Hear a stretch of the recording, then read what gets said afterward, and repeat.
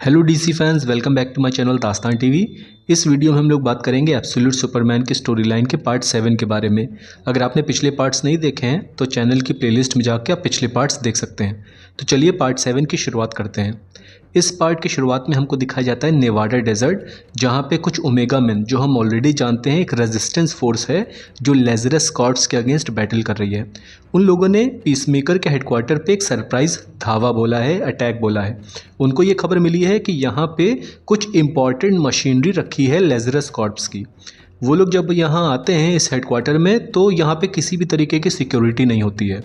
फिर भी वो लोग एक दूसरे से कहते हैं कि हमको चौकन्ने रहना है, यहाँ ज़रूर कुछ इंपॉर्टेंट चीज़ है। एक बात ध्यान देने वाली है, ओमेगा मैन जो हैं वो बोल के कम्युनिकेट नहीं करते हैं। ये लोग हाईली एडवांस्ड हेलमेट्स के थ्रू, टेलीपैथी के थ्रू एक दूसरे से बात करते हैं। लेकिन तभी उनको ऐसा एहसास होता है कि उनकी जो टेलीपैथिक कन्वर्सेशन है इसको कोई हैक कर रहा है। अब वो कोई और नहीं बल्कि ब्रेनियाक है।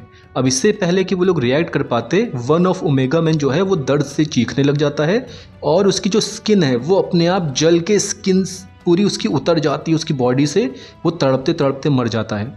दूसरा आदमी, उसकी जो हड्डियां होती हैं, जो बोन्स होती हैं, वही उसकी बॉडी से गायब हो जाती हैं और वो तड़प कर ज़मीन पर गिर जाता है। तीसरा बंदा वो खून की उल्टियाँ करने लग जाता है, उसकी बॉडी के अंदर के जितने पार्ट्स हैं वो सब बाहर निकलने लग जाते हैं। तो जो उनका लीडर होता है उसको समझ में ही नहीं आ रहा है कि ये सब क्या हो रहा है, तो वो वहाँ से भागने की कोशिश करता है कि तभी उसको तेज़ इलेक्ट्रिसिटी आती है, वो जकड़ लेती है और यहाँ पर रिवील होता है इस एब्सोल्यूट यूनिवर्स का ब्रेनियाक, जो पूरे तरीके से मशीनों की हेल्प से चल रहा है। सीन शिफ्ट होता है जिसमें हम ये देखते हैं कि जो लीडर था ओमेगा मैन का, जिसको ब्रेनियाक ने पकड़ लिया है, ब्रेनियाक ने इसके बॉडी के पार्ट्स को, इसके हाथ पैर लिम्स जो हैं उनको अलग कर दिया है और उसने इसका ब्रेन भी निकाल दिया है और अलग एक बॉटल में रख दिया है जिसमें केमिकल भरे हुए हैं और वो एनालिसिस कर रहा है इस ब्रेन की। ब्रेनियाक इस ब्रेन के थ्रू सुपरमैन की इन्फॉर्मेशन निकालने की कोशिश कर रहा है। अब यहाँ पे हमें एक बात समझनी चाहिए कि इस यूनिवर्स में जो हमारा ब्रेनियाक है वो पूरे तरीके से एआई नहीं है। हिज एआई, लेकिन इसके पास इमोशंस भी हैं, लेकिन वो इन इमोशंस में रिएक्ट कैसे करे ये इस ब्रेनियाक को नहीं पता है। तो वो बहुत ज़्यादा गुस्सा है कि वो इतना ज़्यादा इंटेलिजेंट है, उसके बावजूद वो पता नहीं कर पा रहा है कि आखिर ये सुपरमैन कौन है। अब वो गुस्से में क्या करता है, जो उसने सिटीज़ का मिनिएचर बनाया होता है, यानी आपको पता है ब्रेनियाक बड़ी बड़ी सिटीज़ को श्रिंक करके उनके मिनिएचर बना देता है, वो उनको तोड़ रहा है गुस्से में और वो यही कह रहा है कि आखिर ये सुपरमैन है कौन। यहाँ पे ब्रेनियाक उस सोल्जर के पास बैठ जाता है और सोल्जर से बात करना स्टार्ट करता है। वो सोल्जर से कहता है कि अच्छा हुआ तुम यहाँ मेरे पास हो, जब मैं किसी से बात करता हूँ तो मेरा गुस्सा थोड़ा शांत हो जाता है। ब्रेनियाक यहाँ अपनी बैक स्टोरी बता रहा है। ब्रेनियाक उस सोल्जर से बताता है कि जब मुझे बनाया गया था कई साल पहले, तो मैं था ब्रेनियाक 419732। हमको ये पता चलता है जब ब्रेनियाक को बनाया गया था तो उसके सामने जब उसने आँख खोली थी तो एक और ब्रेनियाक था जिसने अपने आप को ब्रेनियाक 1 बताया था। और ब्रेनियाक 1 इस ब्रेनियाक से कहता है कि तुम दरअसल क्लीनर हो, तो तुम ये शॉवल लो और जितने भी रिफ्यूज ब्रेनियाक्स आएंगे, थ्रो किए जाएंगे सीलिंग से नीचे, तुमको उनको मेल्ट करना है, उनको यहाँ से साफ करना है। अब जो ब्रेनियाक होता है हमारा वाला, वो उससे क्वेश्चन पूछता है ब्रेनियाक 1 से कि आप कौन है, मैं किसके लिए काम कर रहा हूँ। तो ब्रेनियाक 1 कहता है कि तुम कलेक्टिव्स के लिए काम कर रहे हो, लेकिन कलेक्टिव्स कौन है वो पता करने के लिए तुमको 1000 लेवल तक पहुँचना पड़ेगा, अभी तुम्हारा लेवल 0 है, तो चलो काम पे लग जाओ। ब्रेनियाक 1 वहाँ से चला जाता है और हमारा ब्रेनियाक जो होता है, ब्रेनियाक 419732, सीलिंग खुलती रहती है, रिफ्यूज ब्रेनियाक्स गिरते रहते हैं और उन बाकी ब्रेनियाक्स को वो डालता रहता है मेल्ट होने के लिए फर्नेस में। 100 दिन, 200 दिन, 1000, 2000 दिन गुजर जाते हैं। हम ये देखते हैं कि कुछ जो रेफ्यूज ब्रेनियाक्स होते हैं, जो डम्प्स होता है, उनमें से एक जिंदा होता है जो अटैक करने की कोशिश करता है ब्रेनियाक 419732 को। तो ब्रेनियाक 419732 उससे कहता है कि तुम मुझे क्यों मार रहे हो, तुम जो ब्रेनियाक हो तुम्हारा पर्पस क्या है, तुमको किस काम के लिए रखा गया है। तो दूसरा ब्रेनियाक कहता है मैं हूँ यहाँ लोगों को मारने के लिए। तो हमारा ब्रेनियाक 419732 जो होता है वो अपने शॉवल से उसके सर में शॉवल धंसा देता है, उसको मार के दोबारा फर्नेस पे डाल देता है। अब वो ऐसा ही करता रहता है कई दिन तक, और दिन गुजरते हैं, 10 दिन गुजरते हैं, 100 दिन गुजरते हैं, कई साल गुजर जाते हैं, वो ऐसा ही काम करता रहता है। अचानक एक दिन सीलिंग ओपन ही नहीं होती है, नया डंप, नए रिफ्यूज़ आ ही नहीं रहे। आखिर ऐसा क्यों हुआ। तो ब्रेनियाक 419732 उसी दरवाजे से बाहर निकल के चला जाता है जहाँ से ब्रेनियाक 1 गया था।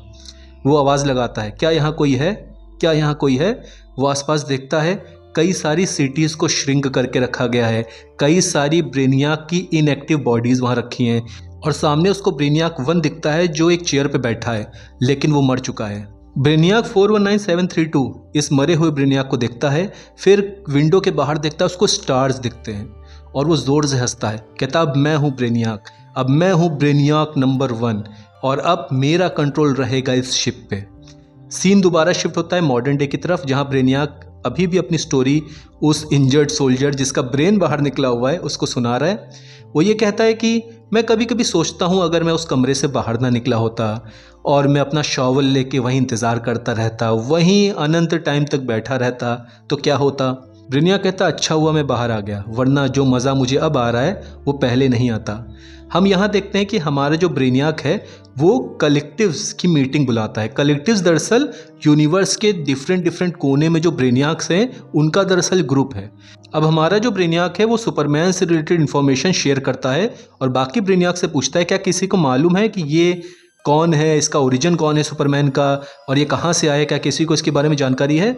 बाकी ब्रेनियाक्स कहते हैं उनके पास कोई भी इन्फॉर्मेशन नहीं है और वो ऑफलाइन चले जाते हैं। लेकिन एक लेडी ब्रेनियाक होती है, वो कहती है मुझको लग रहा है कि ये जो रेड डस्ट तुम शो कर रहे हो ये क्रिप्टॉन से मैच हो रही है, क्रिप्टॉन के थर्मल सिग्नेचर से मैच हो रही है, जो प्लेनेट कई साल पहले डिस्ट्रॉय हो चुका है और मेरे पास कुछ कहें तो रिमेन्स हैं वहाँ की रॉक क्रिप्टोनाइट के, शायद ये तुम्हारे काम आ सकें, लेकिन पहले तुम ये बताओ कि तुम हो कौन।